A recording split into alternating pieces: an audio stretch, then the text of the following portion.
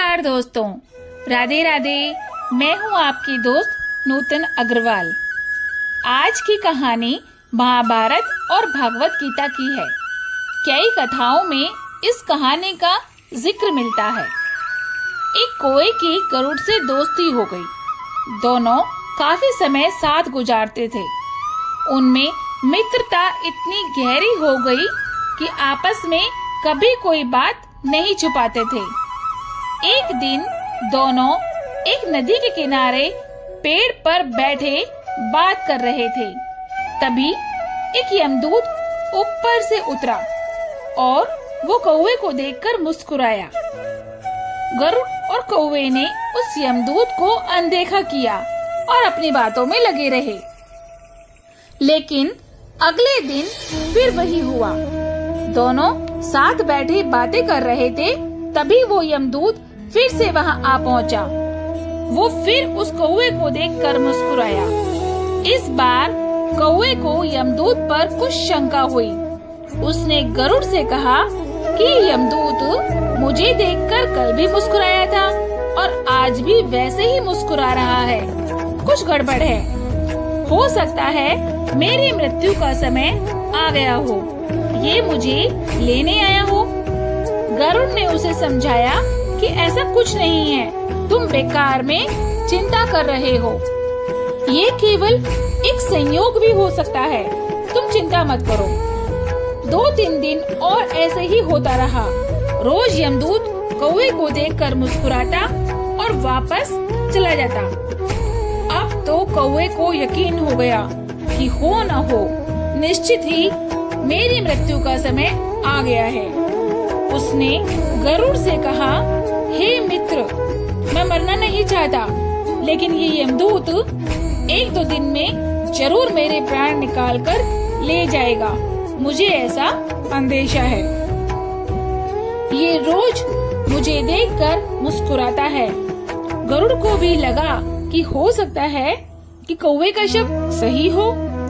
उसने अपने मित्र को धैर्य रखने को कहा। गरुड़ ने कौवे से कहा, तुम चिंता मत करो मित्र, मैं तुम्हें यहाँ से इतनी दूर ले जाऊंगा कि ये यमदूत तुम्हें देख ही नहीं पाएगा। गरुड़ ने कौवे को अपनी पीठ पर बैठाया और उस जंगल से हजारों किलोमीटर दूर एक विशाल पर्वत पर ले जाकर बैठा दिया। दोनों को अब ये डर नहीं रहा कि यहाँ कोई उन्हें देख कर सकेगा या उन्हें परेशान कर सकेगा। अब वो हजारों किलोमीटर दूर उस जंगल से एक पर्वत शिखर पर आ पहुँचे थे। लेकिन जैसे ही कैलाश पर्वत पर पहुंचकर गुफा तक पहुँचे, वहाँ उन्हें वही यमदूत पहले से ही देखा मिला। उसने कौवे को देखते ही उस पर यमपाश फेंका और उसके प्राणों को हर लिया। गरुड़ ये बात देखता रह गया। उसने यमदूत से पूछा, तुमने इसे क्यों मारा? यमदूत ने कहा, इसकी मौत इसी समय लिखी थी, इसलिए इसके प्राण निकाल लिए गए। गरुड़ ने फिर पूछा, तो फिर तुम इसे देखकर उस जंगल में रोज क्यों मुस्कुराते थे? इसे मारना ही था तो वहाँ क्यों नहीं मारा जंगल में? यमदूत ने गरुड़ को जवाब दिया, इसकी मौत कैलाश पर्वत पर ही लिखी थी, लेकिन 4-5 दिन पहले मैंने इसे उस जंगल में देखकर मुझे यही आश्चर्य हुआ कि इतने कम समय में ये कैलाश पर्वत तक कैसे पहुँचेगा, क्योंकि इसके पंख इतने छोटे हैं, ये चाह कर भी लंबी से लंबी उड़ान भर कर भी कैलाश पर्वत तक नहीं पहुंच सकता। यही सोचकर मैं रोज यहाँ आता, इसे देखकर मुस्कुराता और चला जाता।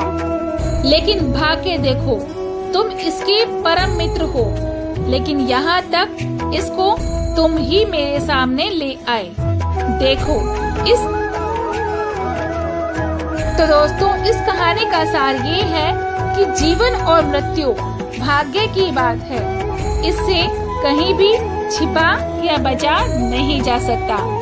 जब तक जिंदगी है कोई आपको मार नहीं सकता, कोई आपको हाथ लगा नहीं सकता, और जब मृत्यु आनी है तो कोई आपको बचा नहीं सकता। राधे राधे।